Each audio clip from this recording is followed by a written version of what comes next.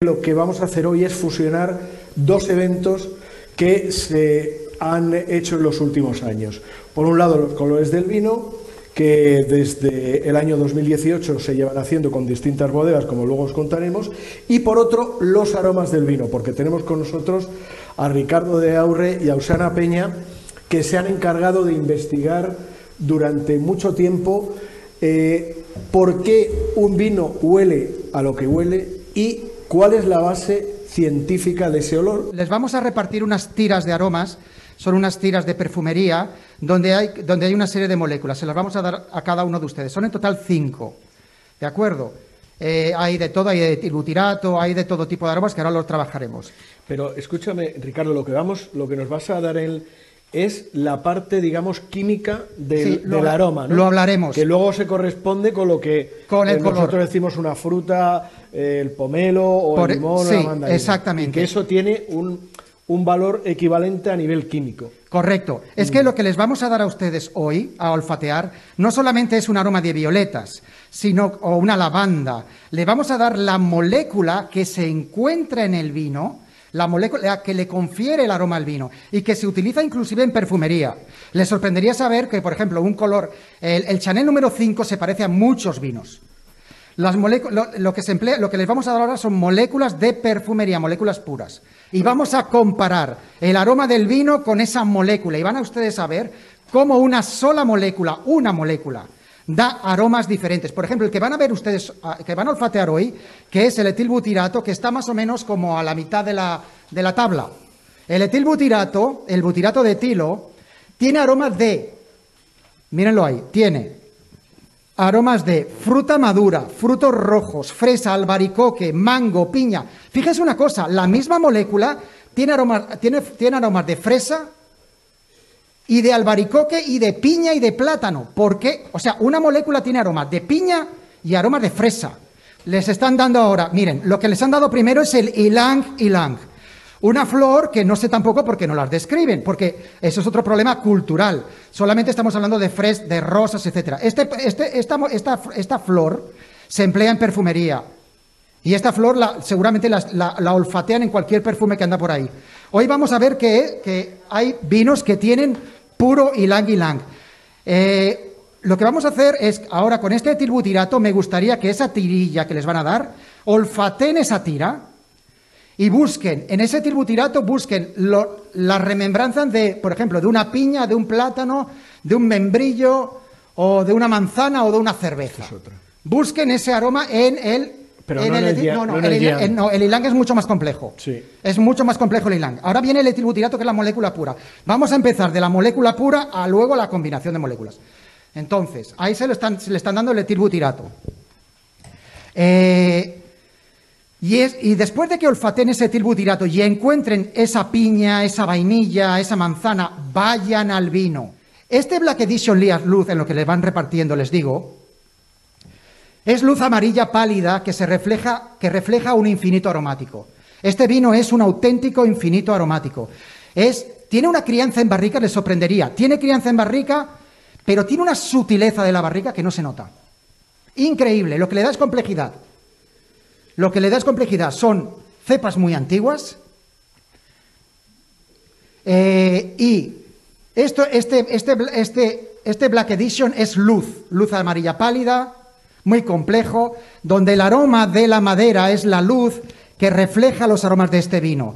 Como en arquitecturas pétreas, una propuesta con cierto pintoresquismo del neoclasicismo romántico de Tusquets, del arquitecto Tusquets. Alrededor de ustedes ven una serie de cuadros. Es absolutamente increíble cómo el artista ha trabajado la luz y cómo Via Visuno ha iluminado el cuadro de una manera que se funde la luz de la lámpara con la luz del cuadro. Pintoresquismo... Aquí nos podría decir muchas cosas. Raquel, que es la responsable de por qué está iluminado así ese cuadro. Absolutamente sorprendente. A mí me impresionó. Bueno, explícanos un poco qué buscáis cuando hay una obra de arte de pintura. ¿Qué buscáis en la iluminación? ¿Qué es lo que hay que potenciar? ¿Qué es lo que hay que evitar? ¿Cómo se ilumina un cuadro? Bueno, yo creo que en primer lugar, como arquitectos, que al final iluminamos obras de otros arquitectos que no siempre se tiene el placer de que sean tan representativas, siempre conviene mucho estudiar la obra, y si no tienes conocimiento de la obra, qué intenciones tiene el artista cuando la pinta. En el caso de un escultor de este calibre, recordar que en la época en la que hacían este tipo de obras, pues se tenía mucho en cuenta la luz natural. Tuvimos la ocasión de iluminar el Moisés de Miguel Ángel, que es una obra escultórica en la cual el tratamiento de la propia piedra se estudia, al igual que aquí en esta columnata de Bernini, para jugar con la luz. En el caso de esta obra, que está iluminada, no es la obra original in situ, pero a veces tenemos la suerte de poder iluminar la obra in situ, se busca intencionadamente, bueno, pues iluminar de una manera que parezca que casi la luz artificial está viniendo desde el cuadro, ¿no? Como se hizo cuando empieza el Renacimiento, todo el siglo de las luces, como los artistas van introduciendo la luz naturalmente. En este caso ha sido de forma artificial, y tengo que decir que el que se ha ocupado de iluminar esta exposición es Ignacio, que está aquí, otro arquitecto del equipo, que se preocupó mucho al conocer la obra y ser arquitecto, que al final es un lujo, ¿no? Que te dejen iluminar obra tanto de representativa de un clásico como de un arquitecto como Oscar. Entonces, creo que la intención que buscaba él, y si no que me corrija, era un poco ubicar los proyectores de manera que el cuadro pareciese que estaba iluminado de manera natural. Bravo por Ignacio. Le damos un aplauso, ¿os parece bien? Sí. Ignacio. Sí. La camomila tiene un aroma de flores de camomila. Busquen esa camomila, está clavado, ¿eh? Sí. Este vino tiene un aroma de camomila. Yo la camomila la identifico más fácil que el otro. Pues sí. Una cosa, este tributirato lo vamos a trabajar bastante. Frescura, pues esta camomila se expresa, es una flor interesantísima. Y no la suelen trabajar en los descriptores aromáticos. Todo lo que ustedes ven aquí, que está subrayado, es lo que yo así, a grosso modo, le hemos encontrado. Hay de todo. Camomila? ¿Encuentran la camomila? Jesús, ¿la veis? Compárenlo. ¿La camomila o no? La camomila, olfateen primero la camomila y luego olfateen el vino. Dejen que pase unos 10 segundos, 15, porque si no les queda el recuerdo de la camomila. ¿De acuerdo? Pero tiene de todo, ¿eh? Hay miel, hay cueros, hay nueces, hay de todo. Es una auténtica obra de arte. Este Black Edition Godello. Bueno, miren, vamos a hablar de las antocianinas, que es lo que le da el color al vino. Estamos en la página número 5. Las antocianinas contribuyen al aroma del vino, al incrementar la concentración de una molécula que no se la he traído hoy, pero porque es muy sencilla, es del diacetilo. Esta es una molécula, esto es lo único que hay de investigación a nivel de color, de lo poco que hay, a nivel de color y aromas. Las antocianinas, que son lo que le dan el color al vino, secundariamente influyen en el metabolismo y aumentan una molécula que se llama el diacetilo en todos los vinos. Este diacetilo, que es la butanediona, tiene aromas de mantequilla, de caramelo, de vainilla, de nueces, tostados y de plátano. ¡Plátano! ¿Saben lo que significa esto? Que contra más color tenga un vino, más diacetilo va a tener, por metabolismo de la baya, de la uva. Y por lo tanto va a tener estos aromas más presentes. El butirato de etilo que acaban de ver ahora también se encuentra en estos vinos. Huele a afrutado y el diacetilo huele a mantequilla. Cuando se combinan los dos, el butirato de etilo y el diacetilo, ¿saben qué aroma da? Da un aroma de caramelo.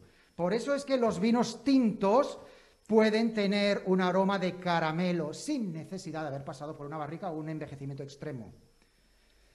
Por otro lado, también durante el envejecimiento y maduración, el color de los vinos, que aquí ahora aquí el experto de la fotografía se lo va a decir, el color de los vinos cambia de rojo violeta a rojo naranja, debido a varias reacciones químicas de oxidación. Igual que se oxida el hierro, se oxidan las sustancias, ¿no? Entonces, las antocianinas cambian de color rojo a naranja. ¿Y qué significa esto? Bueno, hay otras reacciones, ¿no? Reducción, polimerización, bueno.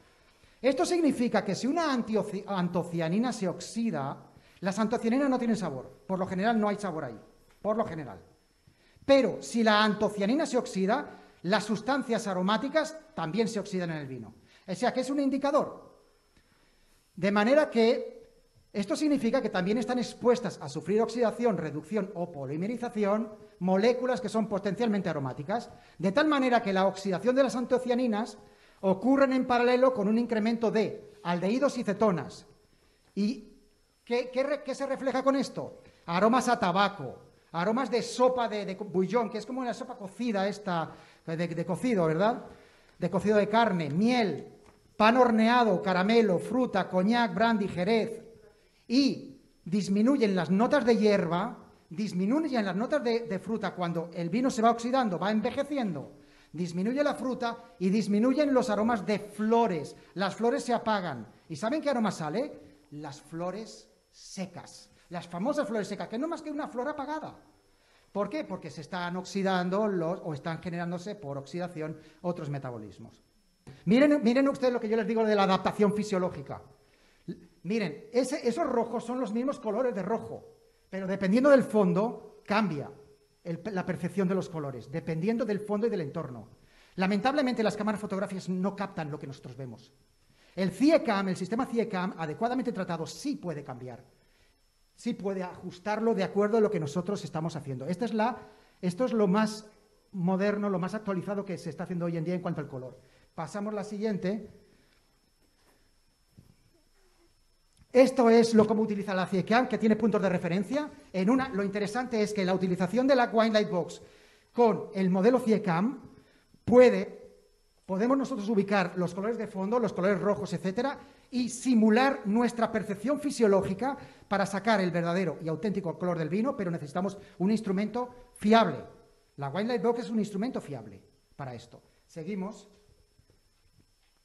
Miren aquí, por ejemplo, esta fotografía del Puente de Londres. ¿Ven que el tono está es como ligeramente amarillento? Entonces, mediante ajustando, esto solamente tiene hecho un balance de blancos. En fotografía se llama balance de blancos. Este blanco no es un blanco puro, pero si le ajusto, esto solamente es con balance de blancos, y el balance de blancos es perfecto. Un fotógrafo te lo saca perfectamente así, pero aún así está demasiado amarillo. Siguiente. Vean ustedes. No, la anterior, por favor. Eso es. Aquí está ajustado con el modelo CIECAM matemático. Esto. Y ese color, vean que es un color todavía más azul y más puro. Hemos ajustado. Esto es como lo vemos realmente nosotros. La anterior es a como lo veía la cámara. Seguimos. Y esta es la obra de Malevich. Esta es la obra. Así, en busca del color supremo, Malevich produjo blanco sobre blanco. Es la primera pintura, ¿saben lo interesante de esto? Es la primera pintura monocroma que aparece en la historia del arte universal, occidental, donde dos blancos, uno frío y el otro más cálido, son los que producen la luz, sin imitar la luz natural, junto a la que proviene del mismo objeto. Es el mismo objeto que se ilumina a sí mismo. Es la luz del filósofo Empédocles la que crea la sombra en la figura, siendo el color más importante que el dibujo al formar la línea. La Wine Lightbox permite llegar al color a través de la luz blanca, metaforizando las tres fases del color propuestas por Malevich, que eran el blanco, el rojo y el negro. ¿Cómo surge la idea de la Wine Lightbox? Bueno, yo soy un loco del vino, quizá algunos de los que estáis aquí lo sabéis. Y entonces, Enrique Leal, que es el director general de Via España, buen amigo, también enamorado del mundo del vino, dice, ¿cómo podemos poner en contacto el mundo del vino con la iluminación? Y, bueno, pues no era fácil, porque así en principio no es fácil, y establecimos que es muy habitual que la iluminación en la que se bebe y se come, no solo en los restaurantes, sino en nuestras casas, etcétera, etcétera, es bastante deficiente. Eso por un lado. Y por otro lado, que hay habitualmente un análisis automático del vino basado en los sabores y en los aromas, pero no tanto en los colores, cuando realmente es lo primero que percibimos de un vino, ¿no? Y eso nos impulsó un poco a ver qué podíamos hacer. Y Raquel estuvo en la pelea desde el minuto 1 para buscar cómo podíamos ver el vino en las mejores condiciones posibles. Y así es como nace la Wine Lightbox, ¿no, Raquel? Y cuenta un poco cómo estuvimos ahí peleando con todos los parámetros de iluminación que vosotros tanto conocéis.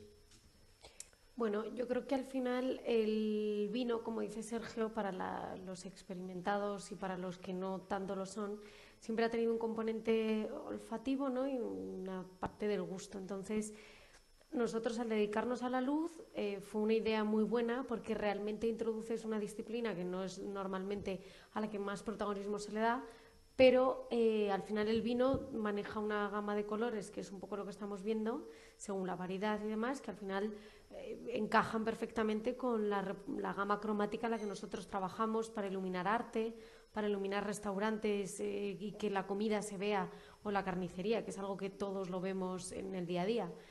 Entonces, la forma de entender el vino y la pelea que tuvimos fue intentar dar con una luz lo suficientemente objetiva, ¿no? Como ha explicado antes Ricardo muy bien, en la cual tienes que dar con una temperatura en la cual el color tú puedas ser capaz de verlo como lo verías a la luz del día, ¿no? O sea en un país correcto, en un país como España, o en exacto. un país como España. Entonces, esto se busca en el vino. Yo, por nuestra profesión, en la alta costura, es algo que se persigue y que todos habremos experimentado, sacando una prenda a la calle para ver si es el rojo que realmente quiero ver en la calle.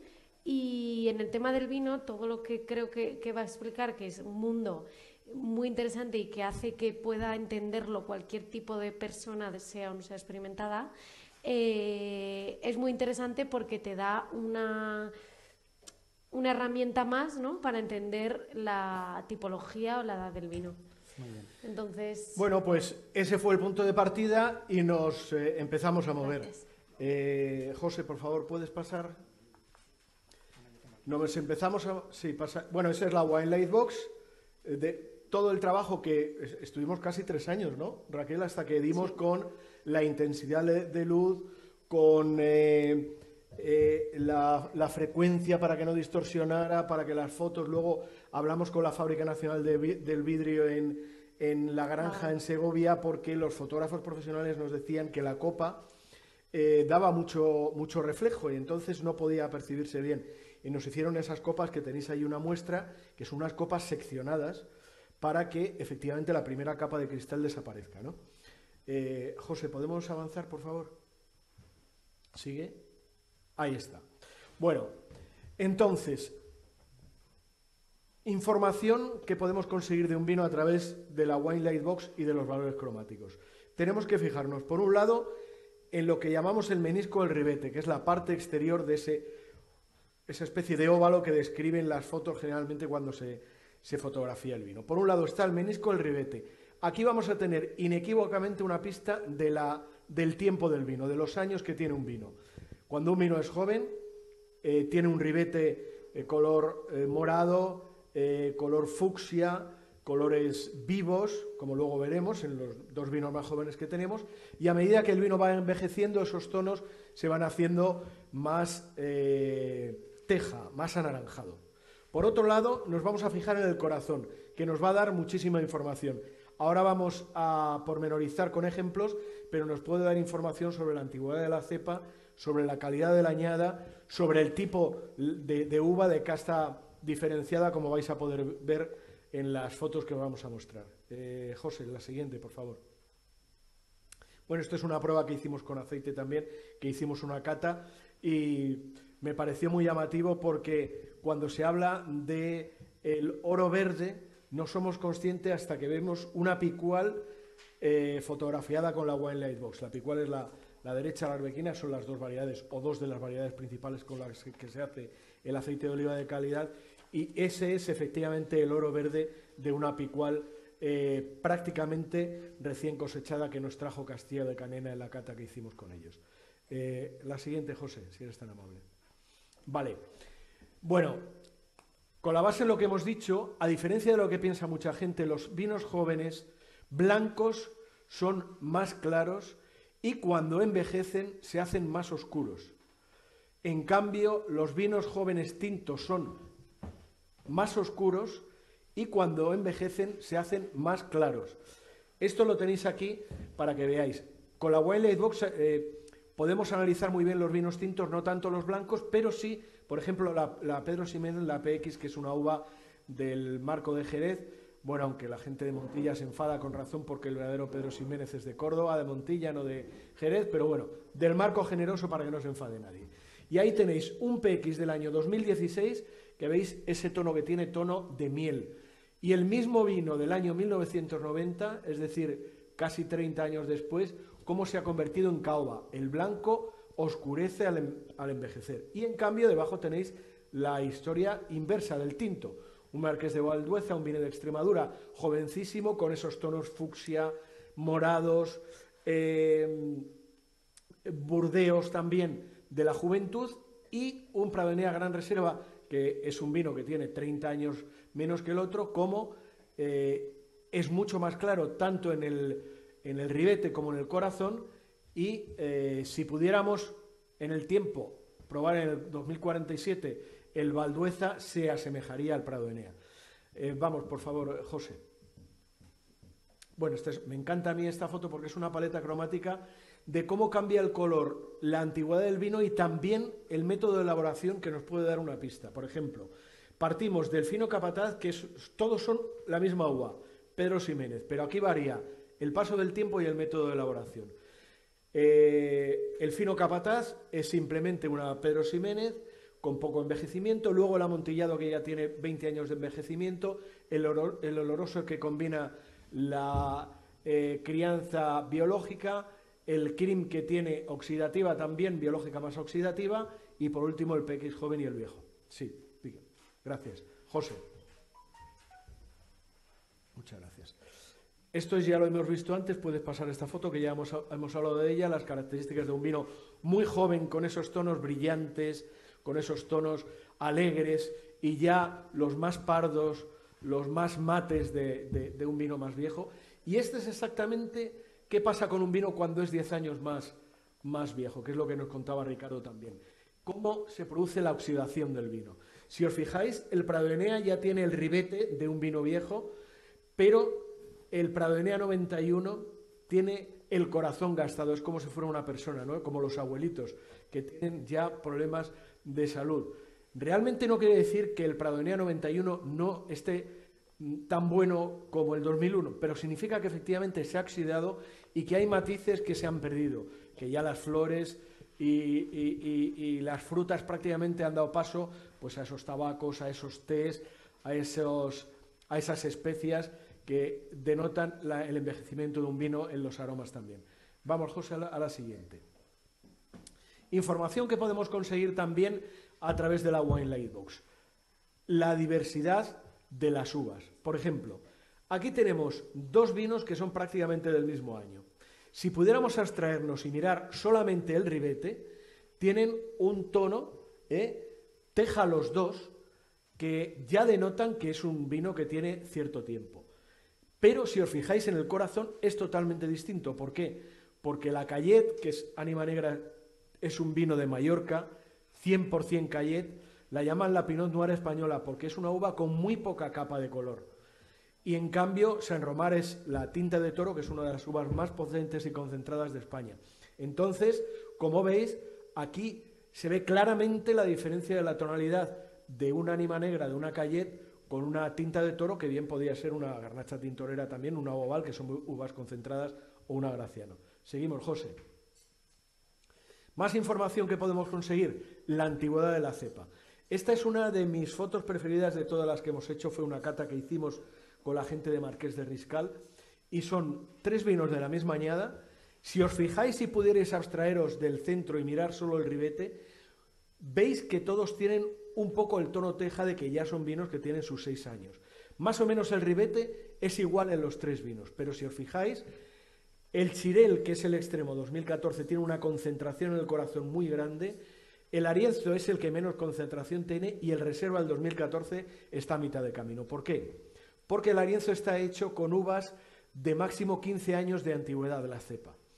El Reserva son de 15 a 40 años de antigüedad y el Chirel son más de 50 años de antigüedad. La cepa antigua lo que hace es dar uvas, da menos cantidad de uva con mucha más concentración.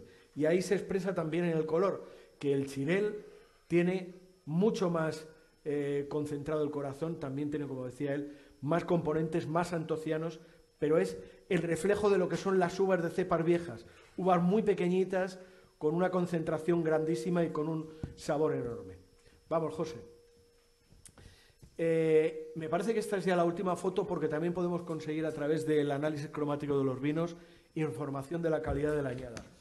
Esta cata la hacíamos con Álvaro Palacios, que es un enólogo pues prestigiosamente conocido en el mundo entero, y Álvaro nos decía, es que estoy viendo la añada. Es el mismo vino, Les Terrasses, pero 7 años más viejo. Si os fijáis, Les Terrasses 2008 tiene ese ribete teja que nos da pistas de la vejez del vino, pero en el corazón, si os fijáis, hay mucha similitud. Y nos decía Álvaro, el 8 fue una de las mejores añadas que ha habido en el Priorato. Todo maduró en su momento, todo estaba alineado perfectamente. Y el 15 fue un año que no se nos dio bien, que llovió cuando no tenía que llover, que las cosas no fueron en su momento. Y si os fijáis, aquí el corazón del 15 con el corazón del 8 están casi idénticos, no ha habido el desgaste que sí ha habido en el ribete. Por eso nos da pistas también sobre la calidad de la añada. ¿Pasamos, José? Y bueno, efectivamente era la última foto de la filosofía de la Wine Lightbox, pero ahora lo que vamos a ver es la diferencia de los dos vinos que vamos a catar a partir de ahora también en la Wine Lightbox. Y quiero que tengáis en la memoria esta foto y que os fijéis que el ribete es prácticamente el mismo, obviamente estamos hablando de vinos de la misma añada, pero en el corazón hay una diferencia de concentración entre la Bobal y la Garnacha Tintorera. Vamos a probar primero la Garnacha Tintorera, que es la Coronela, que es el vino que tenéis a la izquierda, que es, la Garnacha es una uva que te entrega todo desde el principio, porque es alegre, divertida, floral, frutal, fresca, con una acidez, tiene mucho, ahora nos lo dirán ellos, menta, sotobosque, bueno.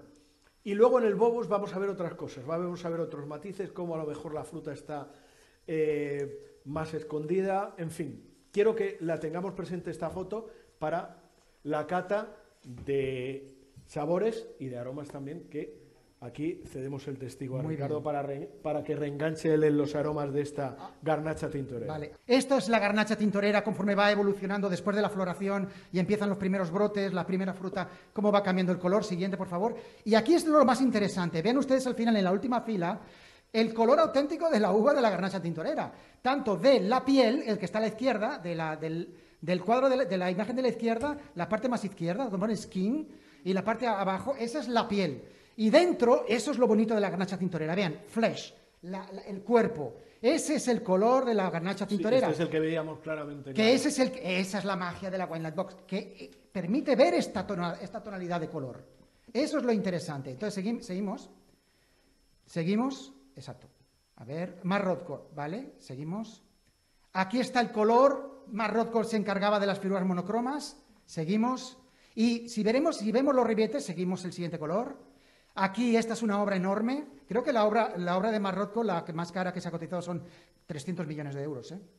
Entonces, aquí, eso es. Ahí está. Me recuerda mucho ese ribete de este vino. Lo saca la Wine Lightbox. Además, fíjate, Ricardo, incluso el camino del envejecimiento del vino, que como hemos dicho antes, empieza del rojo más los azules, que son esos colores de la juventud, violáceos y tal, y la vejez es el rojo más el amarillo, que acaba siendo el teja.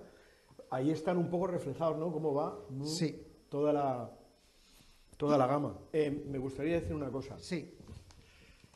Los tintos gallegos cada vez me gustan más, cada vez me interesan más, cada vez los veo con una personalidad más marcada. Creo que el destino les va a ayudar y les está ayudando, porque el cambio climático está permitiendo a las zonas más atlánticas y más frías de España que las maduraciones sean más naturales, que no haya tantos problemas como antes. Y para mí este es un vino que tiene un equilibrio extraordinario. Yo querría aprovechar, aunque sé que no le gusta hablar y no quiere, que está aquí nuestro amigo Diego Fernández, y que es el propietario y el creador de los dos vinos que hemos tomado hasta ahora, del Godello y de esta Garnacha Tintorera, que a mí me parece fantástica, que nos hable de ella, porque realmente Garnachas Tintoreras, se lo he preguntado al principio y me ha llamado la atención. Conocemos en Murcia, conocemos en Levante, conocemos en Albacete, pero yo no tenía ni idea de que había vinos 100% de garnacha tintorera en Galicia. En relación al vino tinto que decía Sergio ahora, pues nosotros tenemos la suerte de tener en propiedad pues una viña vieja de garnacha tintorera, que sí, que en Valdeorras hay garnacha tintorera centenaria. ¿Y qué pasa? Que antes, bueno, el minifundio gallego pues, y el multivarietal era lo que se plantaba en las pequeñas parcelas. Hubo gente que con el paso del tiempo se declinó más por la recuperación del godello, entonces arrancaron esa garnacha y bueno, y quedan algunas parcelas perdidas y si tienes la suerte de tenerla, pues ¿por qué no elaborarla, no?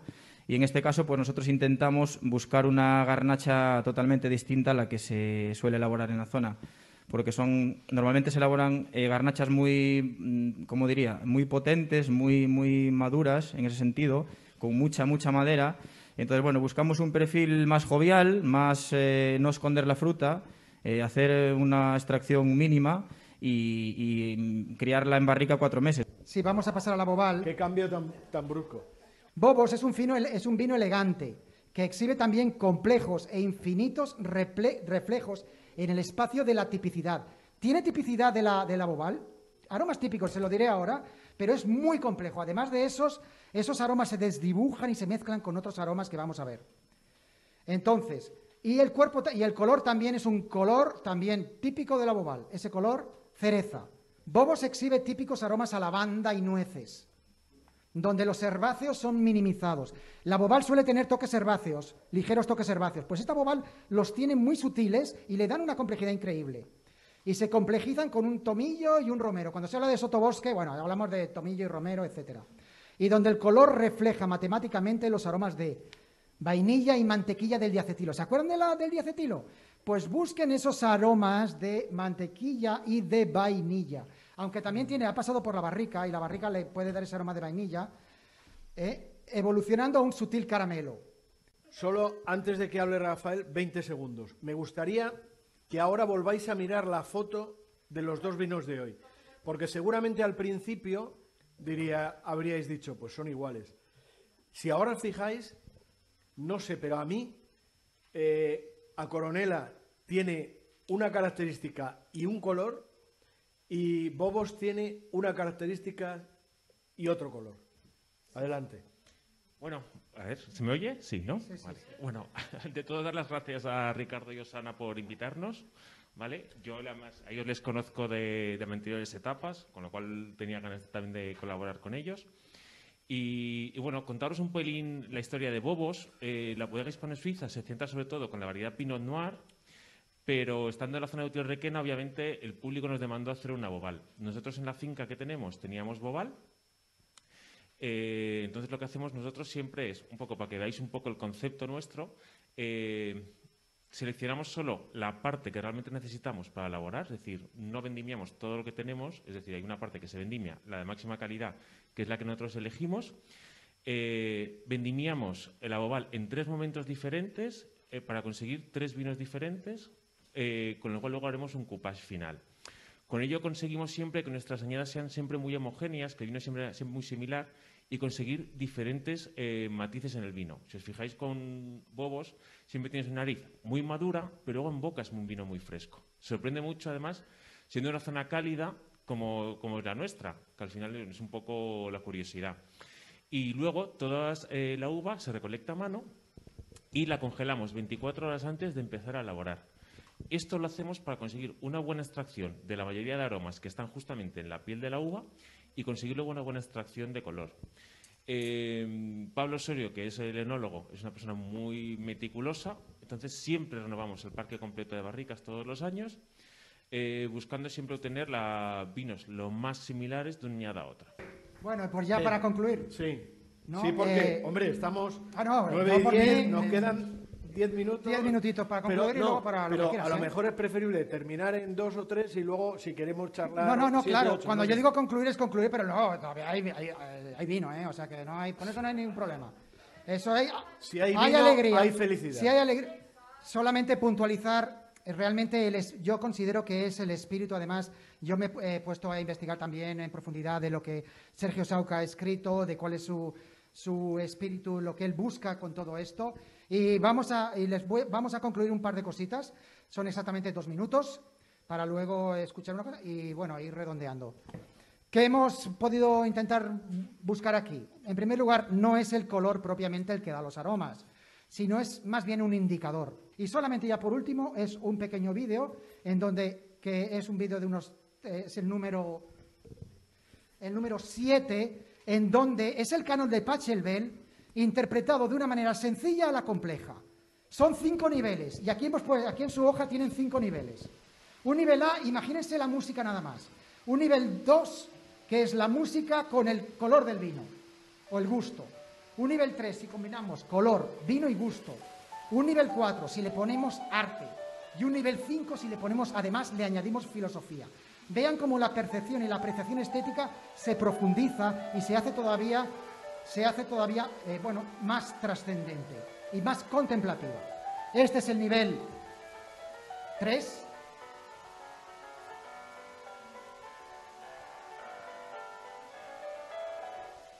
El 4. Le hemos añadido un elemento más.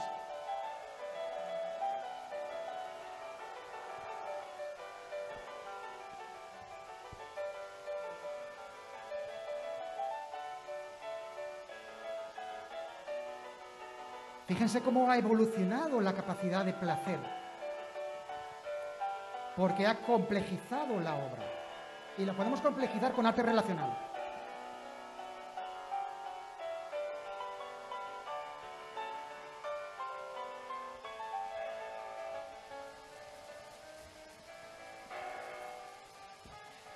En una época nosotros asociábamos también las moléculas de la tortilla, la molécula de lo que estábamos, lo único por motivo de tiempo no se puede, pero las moléculas que están presentes aquí con el vino y ver la armonía de ellos. Y este es el nivel 5. Fíjense, aquí le ponemos filosofía y arte. Imagínense lo que han experimentado todo, piensen en todo lo que hemos visto en un conjunto. Y disfruten del vino cerrando o abriendo los ojos.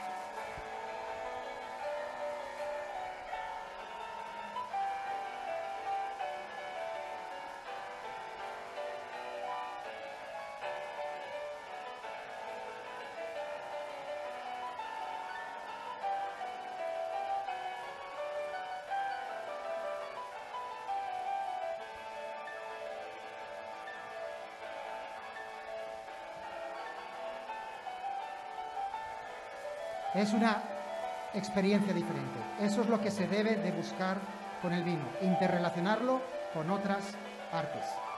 El color, las artes olfativas, ápticas, sensación, gusto y otro tipo de artes.